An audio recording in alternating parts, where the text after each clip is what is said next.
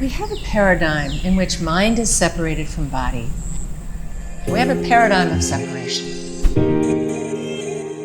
Anodea holds a master's degree in clinical psychology and a doctorate in health and human services, and she's published more books on chakra healing than anyone else out there.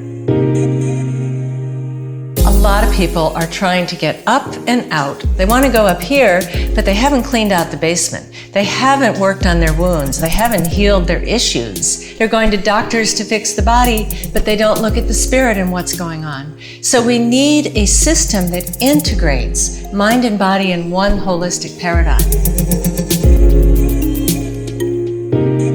The chakra system comes from the tantric period of yoga, and tantra means weaving. So it was a weaving of polarities, masculine, feminine, heaven and earth, mind and body. And the chakra system is the map for that integration.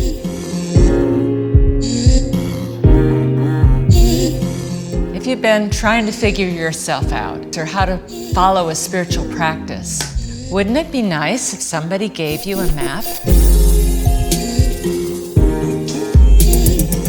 Hi, I'm Anodea Judith. If you want to learn more about your chakra system, join me in the Masterclass.